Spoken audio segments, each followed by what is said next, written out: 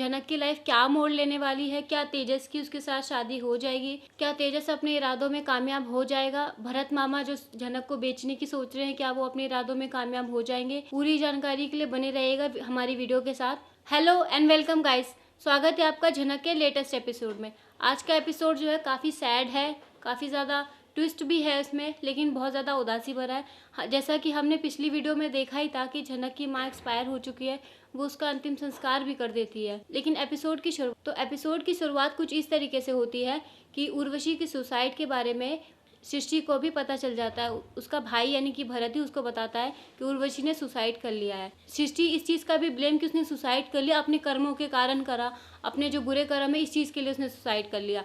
जबकि उसका हस्बैंड और उसकी बेटी अर्शी जो है उसके अगेंस्ट होते हैं। वो दोनों ही कहते हैं कि नहीं मॉम, ऐसा कुछ भी नहीं है, आप लोगों ने जैसा बर्ताव किया है ना उसकी वजह से उन्होंने सुसाइड कर लिया, क्योंकि कोई भी इतनी बेइज्जती नहीं बर्दाश्त कर सकता। अर्शी भी कहती है कि इस बार तो आप लोगों ने सच में बहुत ज़्यादा ही हद कर दिया है।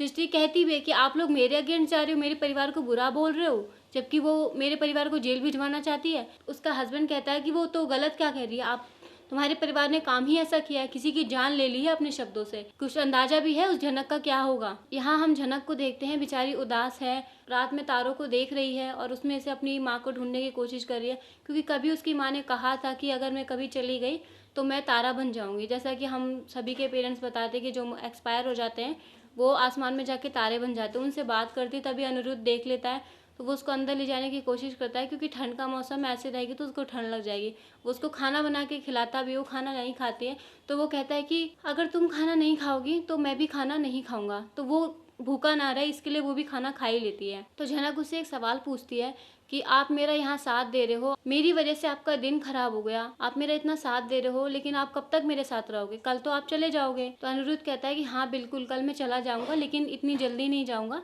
जब तक तुम शेल्टर होम नहीं चली जाओगी तब तक मैं यहीं रहूंगा। तो वो उसको जैसे तैसे मना के उसको खाना तो खिला देता है और फिर सुला भी देता है। अगली सुबह वो सो रही होती है और उसके लिए चाय बना के उसको उठाता है कि उठ जाओ, शेल्टर होम जाने का टाइम हो गया है। वो सो के उठती है तो अपनी माँ को आवाज़ देती है कि मामा। अचानक से उसको याद आता है कि उसकी माँ तो कल एक्सपायर हो चुकी है। वो जो उसके साथ कल बीता है, सुबह की सारी चीज़ें वो याद करती है और फिर उसको होश आता है कि आखिर में हुआ क्या है। तो अनिरुद्ध उससे पूछता है कि झनक, मैं तुमसे एक बात पूछना चाहता हूँ, क्या तुम मुझे बताओगी। तो वो बोलती है कि बताइए क्या पूछना है आपको। वो उसकी बैंक डिटेल मांगता है कि आप अपनी बैंक डिटेल बताओ। तो वो कहती है किस लिए, पैसे भेजेंगे आप। तो अनिरुद्ध कहता है हाँ बिल्कुल भेजूंगा। तो कहती है कितने पैसे भेज देंगे आप, क्या इतने पैसे भेज सकते हैं कि मैं अपनी माँ को वापस ला सकूं। तो कहता है बिल्कुल नहीं, इतने पैसे मैं चाह के भी नहीं भेज सकता, मैं अगर चाहूँ भी तो भी मैं इतने पैसे तुम्हें नहीं भेज सकता हूँ, लेकिन हाँ इतने ज़रूर भेज दूंगा कि तुम अपने सपने की तरफ पहला कदम बढ़ा सको।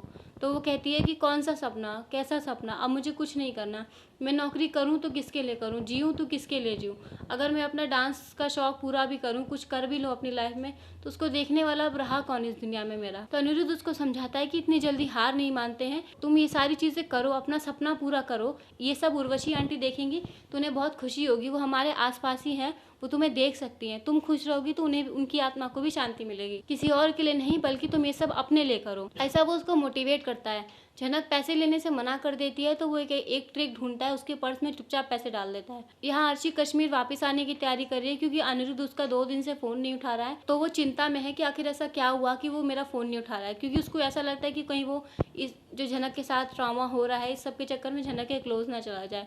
इसके लिए वो कश्मीर वापस आना चाहती है। सब लोग उसको रोकते हैं बट वो रुकती नहीं है। फाइनली जिस चीज़ का डर था, शेल्टर होम की गाड़ी आ गई है, वो उसको लेके जाने वाली है। यहाँ पे तेजस अपनी और झनक की शादी की पूरी तैयारी कर चुका है, मंडप भी सजा लिया उसने, अपना खुद भी दूल्हा बन के रेडी हो चुका है। मतलब इतना मजबूरी का कोई किसी का फ़ायदा कैसे उठा सकता है। उसकी माँ अभी 1 दिन पहले एक्सपायर हुई, 24 घंटे भी नहीं हुए और वो दूल्हा बनने की तैयारी कर रहा है, उसके साथ शादी करना चाह रहा है। अनिरुद्ध झनक को सेफली जो है शेल्टर होम भेज तो देता है, उसको ये लगता है कि मैं सही जगह उसको भेज रहा हूँ, उसके बाद मैं टेंशन फ्री होके चला जाऊँगा यहाँ से, लेकिन उसको पता ही नहीं है कि दरअसल झनक के साथ क्या होने क्या वाला है। तो नेक्स्ट एपिसोड में हमें दिखाते हैं कि झनक का किडनैप हुआ होता है, जो कि तेजस ने करा होता है। वो उसके साथ जबरदस्ती शादी करने के लिए उस दुल्हन के कपड़े भी पहना देता है। वो कहती है कि मैं मर जाऊंगी लेकिन मैं तेजस से शादी नहीं करूंगी, और इस चीज़ का पता अनिरुद्ध को लग जाता है। वो बात राहुल बताता है कि अगर तेजस के पास झनक है तो वो उसको बेच भी सकता है, उसके साथ ज़बरदस्ती भी कर सकता है, या हो सके उसको जान से भी मार सकता है। झनक जो उसकी खिलाफत करती है कि मैं तेजस से शादी नहीं करूँगी, इस चीज़ का उसको गुस्सा आता है, वो हाथ पकड़ के उसको लेके जाता है और ले जाके उसको गोली मार देता है। ऐसा दिखाते हैं हमें नेक्स्ट एपिसोड में कि वो उसको गोली मार देता है। आगे आने वाली वीडियो में देखेंगे क्या सच में उसने उसको गोली मार दी, क्या झनक की कहानी यही खत्म हो जाएगी। वीडियो पसंद आई हो तो लाइक करना, चैनल पे नए आए हो तो सब्सक्राइब करना। Thank you so much for watching the video.